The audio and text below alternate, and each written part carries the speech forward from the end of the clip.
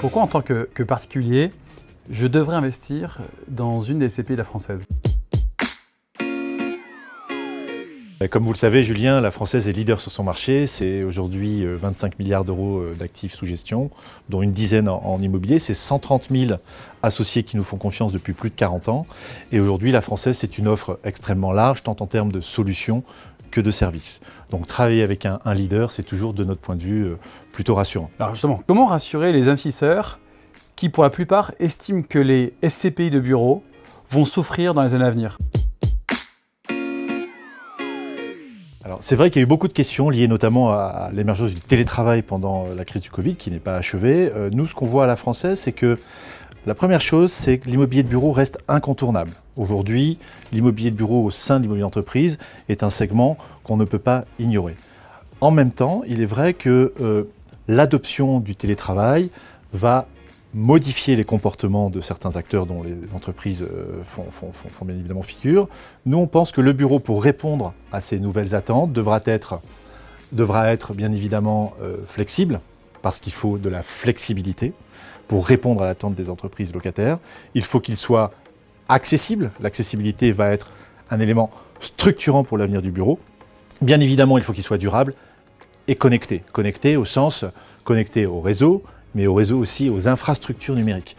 Et le télétravail, ça n'est pas le travail à domicile en temps complet. C'est du travail hors du champ habituel du siège social de l'entreprise, mais ça va être aussi dans des tiers-lieux, des bureaux. Donc oui, il y a une accélération des tendances, mais ça n'est en aucune façon la fin du bureau. Et on voit bien que plus la fin de la crise du Covid approche, plus il y a une forte volonté des collaborateurs de retrouver leurs collègues. Et ça se passe dans le bureau. Alors quel est le bilan 2020 de vos différents véhicules en termes de performance et de valorisation?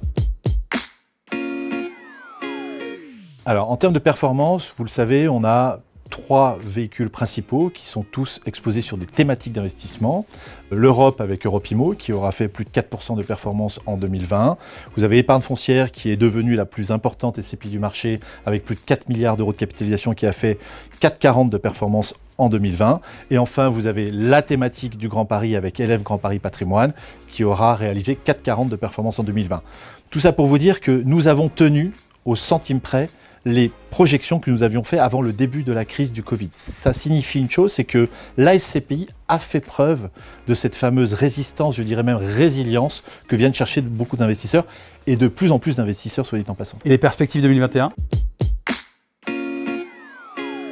Alors les perspectives sont en ligne avec ce qui a été livré en 2020, c'est-à-dire que nous projetons de réaliser en 2021 des rendements similaires à ceux que nous avons livrés en 2020. Et enfin, allez-vous lancer des nouveautés en 2021?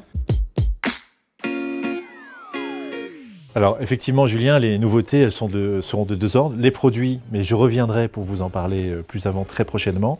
Et l'innovation, c'est aussi les services, puisque nous avons lancé en tout début d'année Agilimo, qui est une solution de versement programmé appliquée à la SCPI, ce qui permet d'ouvrir au plus grand nombre la possibilité d'accéder à l'univers des SCPI à partir d'une vingtaine d'euros par mois. Donc on voit bien que l'innovation fait partie intrinsèque de l'ADN du groupe La Française. Merci Christophe. Merci Julien.